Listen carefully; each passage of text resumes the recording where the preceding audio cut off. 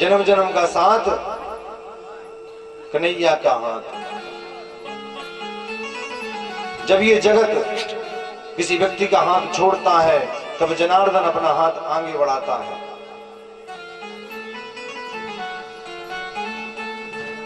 सभी भक्त आए हैं, सभी को ब्रजवासी चंदन लगना चाहिए। सभी को ब्रजवासी चंदन सभी को लग रहा, पंडित जी लगा रहे। आज ग्राम बमोरी बीका ऐसा लगना चाहिए महाराज जैसे सारा ब्रजमंडल यही आ गया, तब बात है। ये भक्तों में सामर्थ्य होती है कि वो कन्हैया को गोलोक धाम से खींच करके ले आए अपने आंगन में। और जब कन्हैया आ गया तो कुछ मांगने की जरूरत नहीं है।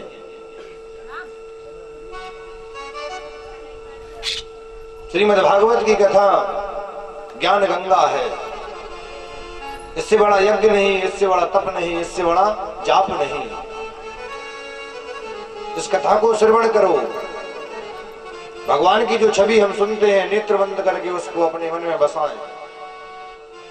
जो कथा हम सुन करके जाते हैं यहां से, घर पर जाकर रात में 10 मिनट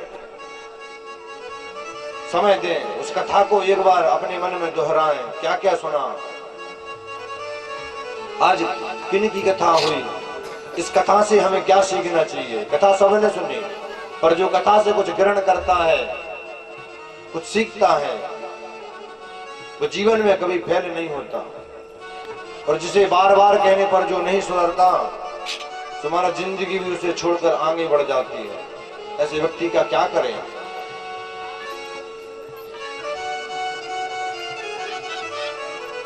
श्री सूत जी महाराज नैमिषारण्य की पावन पवित्र भूमि पर बैठे सौनकादिक ऋषियों को कथा श्रवण करा रहे।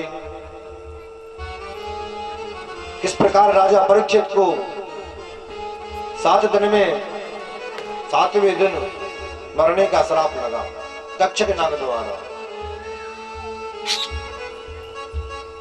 7 दिन की उम्र बची तो मरणासन व्यक्ति को क्या करना चाहिए। राजा परीक्षित का यही प्रश्न है। 7 दिन में मोक्ष कैसे मिलेगा।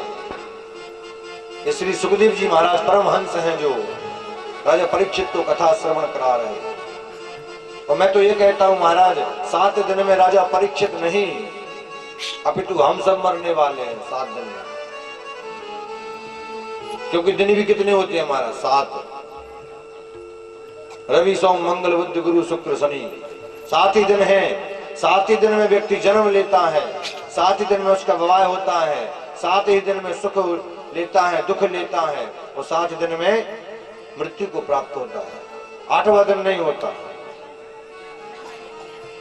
लेकिन कुछ माताएं कहती हैं आज 9वां दिन है, 9वां दिन, आज नहीं जाना चाहिए। हमने 8वां नहीं सुना महाराज। कुछ कहती है 9वां दिन है। दिन तो 7 होते हैं महाराज, होते हैं। तो 7 दिन में क्या करना चाहिए ऐसा कि हमें मोक्ष मिले। हम आपका जब जन्मदिन आता है महाराज, बहुत खुश होते हैं आज हमारा जन्मदिन है। और वो खुश होने वाली बात नहीं है कि जन्मदिन है। उस दिन परमात्मा की शरण में बैठो, भगवान का हाथ जोड़ करके प्रार्थना करो, प्रभु कृपा करे रखना। क्योंकि आप बड़े नहीं हो रहे हैं, आप छोटे हो रहे हैं, छोटे।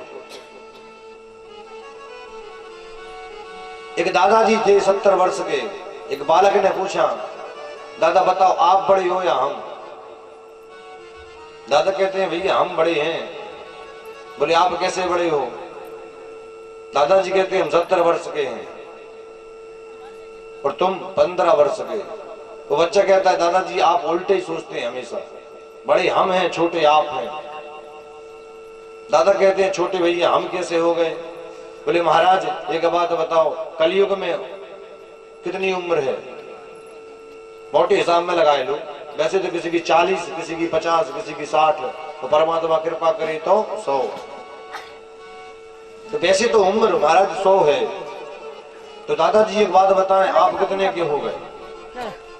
बोले हम 70 के। तो बोले कितनी उम्र बची आपकी। बोले 30 वर्ष। वो हम कितने के हैं? बोले तुम 15 के, तो कितनी बची? जितना समय मिले, जब मिले, जहां मिले, परमात्मा का नाम लो। मन ना लगे फिर भी लो, भाव से लो, भाव से लो, आलस्य में लो, होश में लो, जोश में लो। क्रोध आए तो परमात्मा का नाम लो, जयकारा लगाना आरंभ करो। कोई कुछ कहे, क्रोध आ जाए तो दूर जाओ, बहुत दूर जाकर के दौड़ दौड़ के परमात्मा का नाम लो। बांके बिहारी लाल की जय, वृंदावन बिहारी लाल की जय, राधा रानी सरकार की जय। जोर जोर से जयकारा लगाओ, पता नहीं चलेगा क्रोध कहां गया।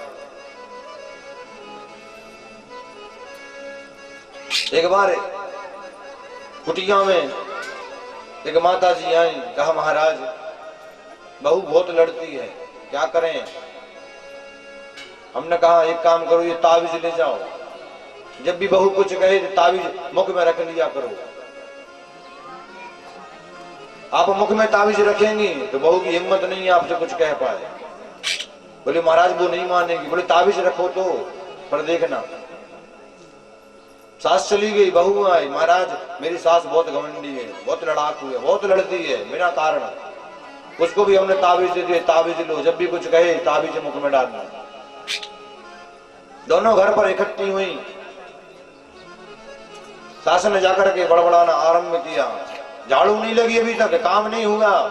क्या कर रही थी बेटी? बेटी उसको कुछ कहना था, बहुत कुछ, लेकिन याद आई ताबीज को मुख में रखना तो सास दब जाएगी। मुख में रख लिया ताबीज। अब मुख में ताबीज रखा तो मुख बंद, मुख खुलेगा ही नहीं तो कब तक महाराज बड़बड़ाओगे, कब तक बोलोगे? सास बोलती गई, बोलती गई, बोलती, 1 घंटे बोली महाराज, बहू कुछ जवाब ही नहीं देती। क्रोध तो बहुत आ रहा है, मगर महाराज ने ताबीज दिया तो उसको हवा नहीं लगनी चाहिए, मुख बंद है। और जब कभी बहू को कुछ क्रोध आवे तो महाराज सास ताबीज को मुख में रखे। जब एक दूसरे को जवाब ना मिले तो क्रोध ठंडा हो जावे, लड़ाई बंद हो गई।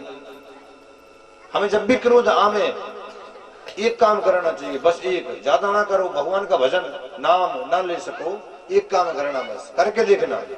सभी को क्रोध तो आता ही है, 24 घंटे में, 6 घंटे में, 2 दिन में, 1 हफ्ते में, इससे ज्यादा ऐसा कोई नहीं है जिससे क्रोध ना आता हो।